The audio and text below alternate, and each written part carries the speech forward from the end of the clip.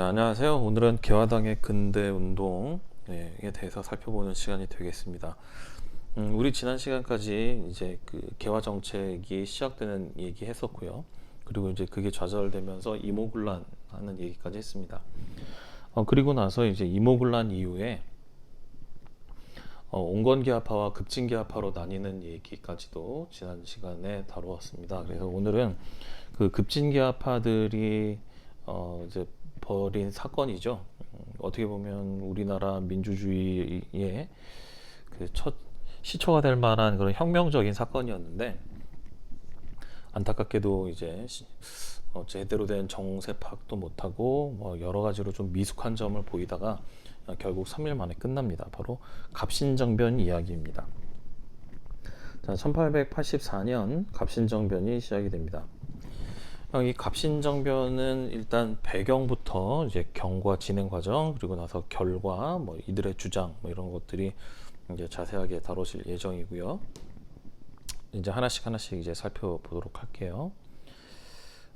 갑신정변이 이제 일어나게 된 배경은 청나라의 간섭이 강화되는 분위기에 상당히 많은 영향을 받습니다.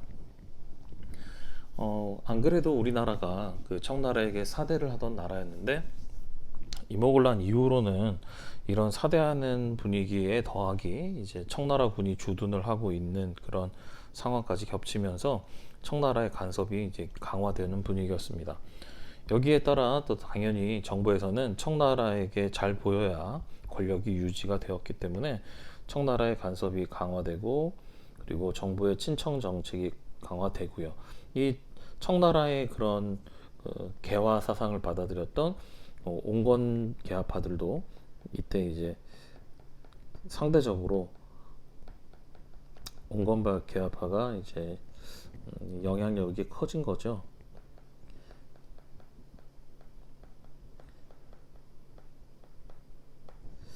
그래서 청나라의 간섭, 정부가 청나라에게 가까이 붙어 있고 온건 계합파가 영향력을 가져가면서 그 중에서 이제 그 급진 계합파들의 입지가 약화된 겁니다. 우리 지금 교재에는 뭐 개화당의 입지가 약화됐다 그랬는데, 물론 뭐 개화당 전체 입지도 그렇게 좋은 편은 아니었지만 특히 급진 여기다 쓰면 안 되나요? 잠시만요.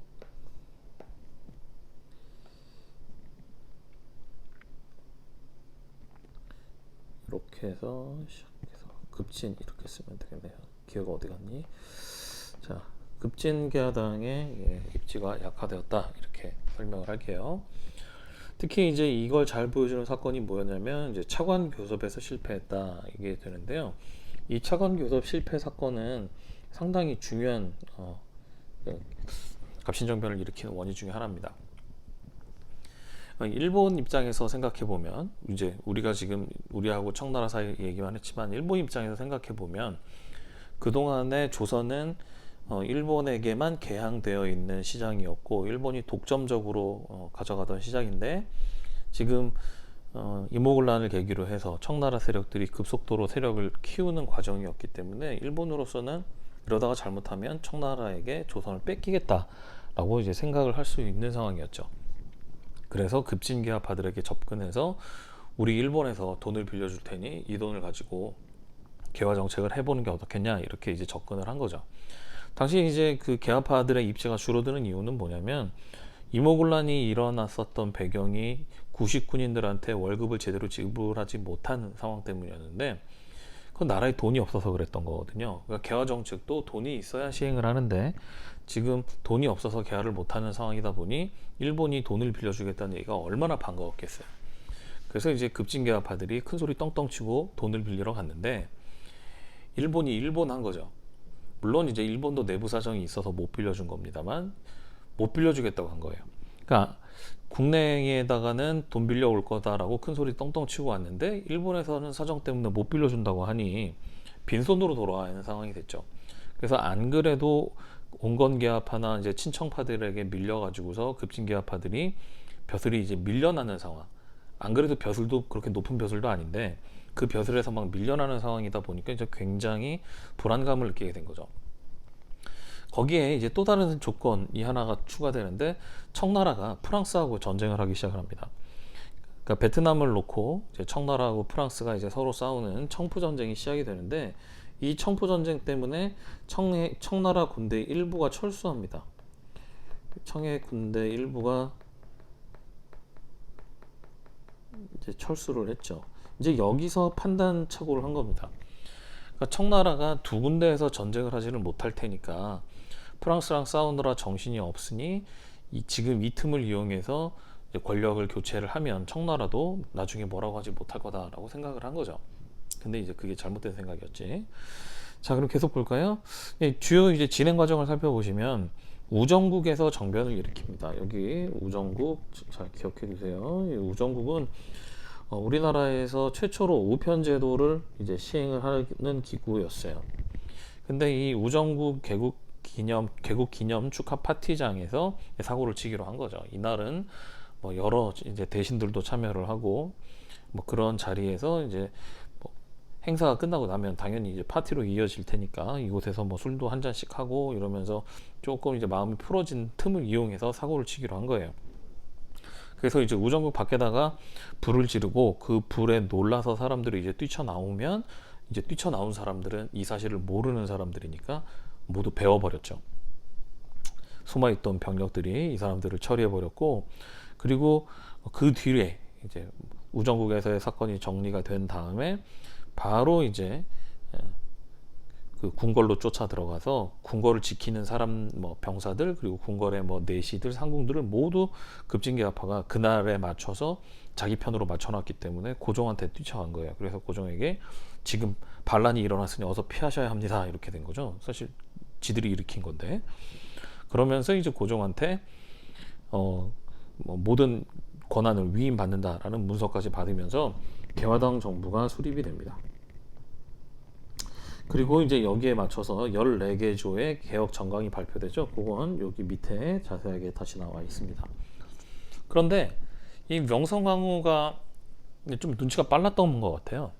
이모군란 때도 이제 잘 도망가서 목숨을 건졌는데 갑신정변 때도 이상하게 자기 편 사람들이 아무도 안 보이는 거죠.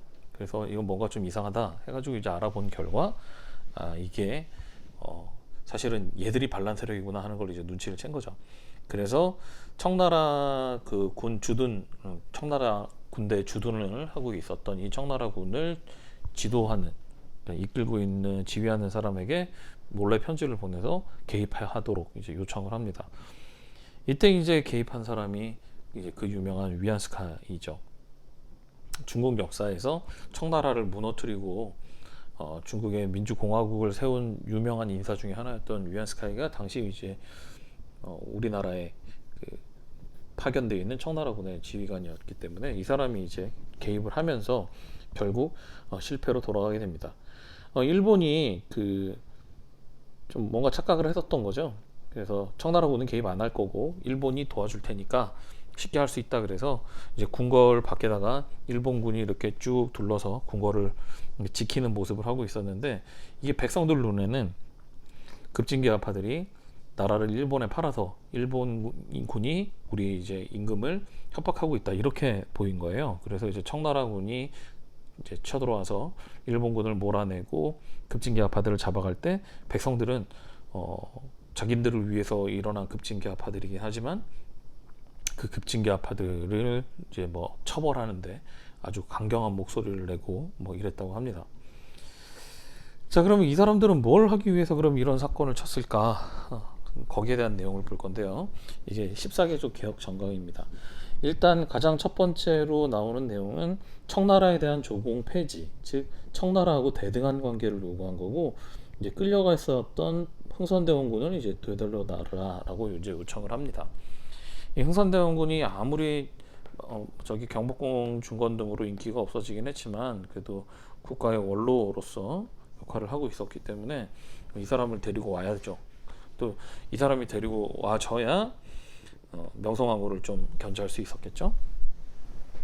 그리고 이제 공식적으로 얘기하진 않았지만 이제 여러 가지 그 느낌으로 봤을 때 입헌군주제를 추진하려는 그런 내용도 일부 들어가 있었습니다. 그런가 하면은 이제 문벌 폐지를 통해서 3인 평등을 주장을 했었죠. 그러니까 신분제에도 좀 문제의식을 갖고 있었던 겁니다. 그리고 또 이제 이들이 가장 한이 맺힌 게 돈이거든요. 돈을 못 빌려와가지고서 망신당하고 막 이랬던 거 생각해 보면 재정을 호조로 일원화한다라는 내용, 요거 중요한 내용입니다. 그러니까 모든 돈이 여러 부서에서 자기들이 세금을 걷어서 자기들 마음대로 쓰다 보면 막 중복 투자도 되고 뭐 과잉 투자도 되기도 하고 또 책임지는 사람이 이제 명확치 않다 보니까 막 여기저기 세기도 하고 하다 보니 지금 걷는 세금이라도 호조에서 다 걷어서 이제 좀 한번 규모 있게 써보자. 이게 이제 14개조 정강에 있었던 내용이고요. 그런가 하면 이제 세금을 거둘 때 있어서 세금 지조법을 이제 좀 개혁을 해보자. 그리고 근대적인 경찰 제도도 실시해보자라고 해서 이 14개조의 개혁 정강에 대해서는 뭔가 좀 그 긍정적인 내용들, 그러니까 우리가 뭔가 해보고 싶었던 내용들 위주로 돼 있었다고 합니다. 자, 그런데 이제 결과를 보면 이제 청나라군이 이제 개입을 하면서 청나라가 진압을 했죠. 그러면서 청의 내정 간섭은 오히려 갑신정변 이전보다 그 이후가 더 강하게 나타나게 됩니다. 자, 그런가 하면 이 우리나라에서 일어난 일이긴 했지만 서울 시내 한복판에서 청나라 군대하고 일본 군대가 서로 총질을 한 그런 상황이었기 때문에 뭔가 이런 내용들이 이제 국제적으로 마무리가 돼야 돼요. 그래서 텐진 조약이라고 하는 조약이 청나라하고 일본 사이에 체결이 됩니다. 사실 우리나라는 이 조약에 뭐 나오는 그 사람이 아닙니다. 청나라하고 일본 사이에서 체결된 조약인데 여기서 이제 중요한 건 이겁니다. 청나라하고 일본의 군대가 동시에 모두 철수를 한다. 이렇게 되어 있습니다. 게다가 뭐 청일 간의 동등한 파병권을 갖고 있다라는 얘기인데, 이게 동등한 파병권을 갖고 있다라는 것까지는 좀 약간 확대 해석한 거고요. 이 텐진 조약의 내용을 보면 두 나라 군대가 동시에 조선에서 철수한다. 그리고 만약에 다른 쪽 우리 쪽이 이제 군대를 조선에 보내게 되면 상대방에게 통보한다는 내용이 들어가 있어요. 이거를 일본에서는 중국 군대가 청나라 군대가 조선에 가는데 그걸 통보했다는 얘기는 니네도 와라 이런 뜻 아니냐. 이게 이제 동등한 파병권인 개념이고요. 청나라 입장에서는 우리가 간다고 그냥 알려주기만 하면 된다. 니네가 들어올 권리는 없다. 이게 이제 청나라 쪽 입장입니다. 그래서 나중에 이게 청일전쟁의 원인이다 이렇게 얘기를 하죠. 근데 이게 우리 관점에서 살펴보면 두 나라 군대가 동시에 다 철수를 해버렸어요. 그러니까 일본이야 이모군란 갑신정변으로 뭐 사실상 병력이 와해돼 버렸기 때문에 더 이상 주둔하고 있는 애들이 없는 상황이니까 뭐 그렇지만 청나라의 경우에는 주둔하고 있는 병력이 고스란히 있는데 그걸 전부 다 자기들이 이제 데려가겠다는 얘기니까 청하고 일본 사이에서 봤을 때는 청나라가 외교적으로 조금 실패한 것 같은 그런 느낌이었고 또 우리 입장에서는 두 나라 군대가 동시에 철수를 해줬으니 땡큐죠. 지금 청나라하고 일본 군대가 주둔을 하면서 우리 내정에 간섭을 하는 상황이었는데 두 나라 군대가 나가주겠다니 알아서 우리가 나가달란 말도 안 했는데 이거는 우리로서는 굉장히 좋은 기회가 될 수 있는 것이었죠. 근데 이제 문제는 이 기회를 살리지 못하고 이렇게 두 나라의 간섭이 없어진 틈을 타서 우리 내실을 다지고 뭐 이제 나라를 부강하게 하고 군사력도 좀 키우고 개혁도 하고 이러면 얼마나 좋았겠습니까만 1884년 갑신정변부터 앞에서도 한번 얘기했지만 1894년까지 어떻게 보면은 신이 준 기회를 놓쳤죠. 그래서 동학농민운동이 일어날 때까지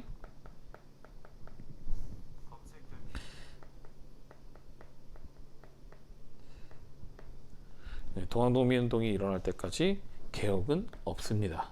네, 그래서 뭐 제대로 된 개혁 정책이 나오질 않아요. 자, 또 다른 조약은 이제 우리하고 일본 사이에 체결된 조약입니다. 사실 우리하고 일본 사이에서 이제 갑신정변으로 얘기를 해보면 우리가 큰 소리 치고 일본이 미안하다고 해야 하는 상황이죠. 왜냐하면 일본 애들이 급진기아파들을 꼬드겨서 일으킨 사건이었고 그리고 자기들이 우리나라 정치적 상황에 임의로 군대를 동원을 한 사건이었고 결국 그 결과 성난 우리 백성들이 일본 공사관을 또 불질러 버렸다고요. 근데 이제 일본이 적반하장격으로 뭐라 그러냐면 뭐 그런 건 모르겠고 공사관이 불탄 건 사실이니까 배상해라 이렇게 나옵니다. 그래서 한성에서 체결된 한성 조약의 결과 일본은 공사관 신축비를 달라라고 해가지고선 받아냅니다. 그래서 이제 우리 입장에서는 뺨도 맞고 돈도 물어줘야 되는 뭐 그런 상황이 된 거니까 얼마나 당시 우리가 일본에 비해서 이제 죄송합니다. 일본에 비해서 상대적으로 약자였는지를 알 수 있었던 거죠. 자, 그러면 이제 이 갑신정변에 대해서 이제 한번 역사적 의의나 한계를 좀 생각해 보면 최초의 정치적인 개혁 운동이었다. 그리고 전통적인 사대 관계를 청산하려고 노력했다. 그리고 뭐 근대 국가를 건설하려고 했고 뭐 신분제를 없애려고 하는 등 뭐 최초의 정치 개혁답게 이제 아주 패기 있죠. 패기 있게 이렇게 했는데 한편으로 좀 아쉬운 점은 일단 토지 문제, 가장 백성들이 중요하게 생각했었던 토지 문제가 좀 소홀했고 게다가 일본이라고 하는 외세를 이용했었다. 이 결과 민중이 지지를 해주지도 않았고요. 그런가 하면 국방력이 강화되지도 못합니다. 그리고 개화 정책을 이야기하는 사람들은 이제 역적으로 몰리는 상황이 됐기 때문에 급진개화파들 중에서 몸을 피한 사람들, 일본으로 도망간 애들은 목숨을 건졌지만 끝까지 남아서 고종을 지켜야 되겠다. 청나라 군대로부터 고종을 지킨다라고 했었던 급진개화파들은 결국 청나라 군에게 잡혀서 이제 반역, 이제 대역죄인으로 이제 처형을 당하는 그런 이제 사태가 벌어지게 되죠. 자, 그리고 이제 좀 약간 뭐 외적인 얘기입니다만, 이 우정국 정변 때, 우정국 사건 때 모두 죽은 게 아니었어요. 이때 명성황후의 이제 가까운 친척이 이제 칼을 맞고 죽지 않았단 말이에요. 근데 이제 우리 의사들은 두 손을 전부 들고 못 살린다 그랬는데 당시 우리나라에 와 있었던 미국인 선교사였던 알렌이 제가 한번 고쳐보겠습니다 해가지고서 살려냈다고요. 이거에 이제 감동받은 고종과 명성황후가 서양 의학을 받아들이게 된 거죠. 그러면서 이제 제중원 광해원으로 이어지는 그런 그 서양 의학이 도입되는 계기가 된 사건이기도 합니다. 자, 그다음에 이제 그 다음 열강에 대립하는 모습을 좀 살펴를 보면요. 우리 텐진조약 앞에서 살펴봤던 것처럼 청일의 대립이 격화된 것은 텐진조약으로 어느 정도 이렇게 좀 수습이 됐어요. 그리고 이제 청나라의 내정 간섭, 군대는 빼기는 했지만 벌써 두 차례나 조선 정권을 지켜줬기 때문에 내가 아니면 누가 너희를 도와주냐 이렇게 된 거죠. 그래서 청나라의 내정 간섭이 심화가 됐습니다. 근데 이제 조선의 입장에서는 이렇게 자꾸 청나라한테 끌려가는 게 별로거든요. 그래서 청나라를 견제할 만한 나라, 뭐 일본은 지금 이제 텐든 조약 맺고 갔으니까 안 되겠고, 미국 너무 멀고, 뭐 영국은 별 관심이 없죠. 그나마 관심이 있는 게 러시아였기 때문에 1885년에서 86년 청의 견제를 목적으로 이제 조러 밀약을 추진을 했습니다. 근데 이제 아이러니하게 이 조러 밀약을 추진했을 때 이거 누가 했냐면 멜렌도르프가 주선해 줬거든요. 이 멜렌도르프 바로 청나라에서 파견했었던 신하란 말이에요. 독일계라고 했었고요. 이 사람이 청나라에서 파견돼서 왔지만 이제 조선의 사정에 이제 공감을 하면서 러시아하고의 밀약 등을 주선했지만 결국 들켜서 실패를 하게 됩니다.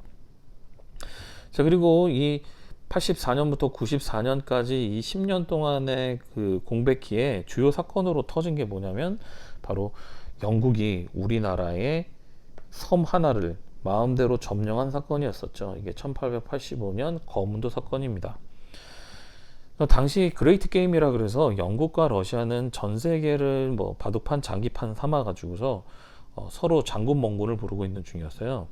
그러니까 러시아의 경우에는 워낙에 추운 나라다 보니까 겨울철이 되면 항구가 얼어서 러시아 해군은 한 반년은 그냥 항구에서 박혀서 그냥 밥만 축내고 있는 상황이란 말이에요. 대양으로 나와서 보급도 받고 그리고 이제 훈련도 하고 하려면 얼지 않는 항구 부동항이 필요했는데 이 부동항을 얻기 위해서 애타게 노력을 했단 말이에요. 그래서 이제 러시아가 땅덩어리가 워낙 큰 나라고 그리고 여러 나라하고 국경이 다 있다 보니 여기저기에서 이 부동항을 얻으려고 시도를 해요. 이제 그 중에 이제 유명한 곳이 저쪽에 이제 뭐 터키 쪽으로 이어지는 쪽이라던가 뭐 크림 전쟁 뭐 이런 거죠. 그러니까 뭐 북해로 나가려고 한다던가 아니면 아프가니스탄으로 해서 인도양으로 나가려고 한다던가 뭐 이런 시도들을 했는데 그 일환으로 조선에게는 이런 밀약 등을 대가로 해서 이런 밀약들을 대가로 해가지고서 동해안에 있는 섬이라던가 아니면은 남해에 있는 뭐 부산 인근이라던가 이런 데를 이제 얻고 싶었던 거예요. 근데 영국이 그 사실을 눈치를 못 챌 리가 없죠. 그래서 거문도라고 하는 섬을 딱 점령해 버린 겁니다. 그러니까 우리 지도 이렇게 그려서 뭐 한번 보면 거문도의 위치가 참 기가 막히거든요. 이렇게 우리나라가 있고 그 다음에 이쪽에 이제 제주도가 있고 이쪽에 이렇게 이제 일본이 있죠. 그러면 조금 더 크게 그려야 되나요? 이 러시아에서 출발을 해가지고서 이렇게 돌아가는 항로는 얼어버려요. 이렇게 지나가려고 그러면은 일본이 가만 안 두겠죠. 그러면 이렇게 지나가야 되는데 이렇게 지나가기 위해서는 이곳이 중요한 거단 말이죠. 이것이 바로 뭐냐면 거문도입니다. 그래서 이제 우리는 그 존재도 잘 몰랐던 거문도를 영국인들은 중요한 포인트라고 생각을 해서 이것을 점령한 거죠. 결국 러시아가 조선으로부터 그런 얼지 않는 항구를 갖는 거를 이제 철회하겠다 뭐 이렇게 되면서 영국군이 물러나는 사건이 벌어집니다. 이렇게 한반도가 이렇게 강대국들 사이에서 그런 바둑판 장기판 같이 되는 그런 상황을 이제 아쉬워했었던 사람들이 한반도 중립화론을 이 무렵에 얘기하기 시작합니다. 그러니까 독일의 부영사였었던 부들러, 이 멜렌드로프도 독일계였지만 독일의 부영사였던 부들러라던가 아니면은 이제 어떻게 보면 세계 일주를 한 사람이죠. 일본 유학생이었고 그 다음에 미국의 최초 유학생이었으면서 이제 나중에 귀국을 했었던 육일준이 이제 한반도 중립화론을 이야기를 한 겁니다. 그러니까 그 어떤 나라에게도 편을 들어주지 않겠다라는 거죠. 이때 이제 예로 든 게 뭐 유럽의 스위스라던가 아니면은 벨기에 같은 이런 나라들을 예를 들으면서 조선도 이렇게 강대국들 사이에서 중립을 하는 게 어떻겠냐라고 했는데 이 한반도 중립화론은 결국 중요한 게 뭐냐면 우리 자체의 힘이 있어야 돼요. 그러니까 유럽의 대표적인 그 중립국이었었던 벨기에라던가 스위스, 그 중에서 스위스는 1차, 2차 세계대전을 거치면서 계속 중립을 유지합니다. 이 나라가 국방비 투자하고 뭐 이런 거 보면 장난이 아니에요. 근데 거기에 비해서 벨기에는 1, 2차 세계대전 당시에 뭐 그런 중립을 제대로 보장을 못 받습니다. 그래서 이제 전쟁터가 오히려 되는 경우가 많았죠.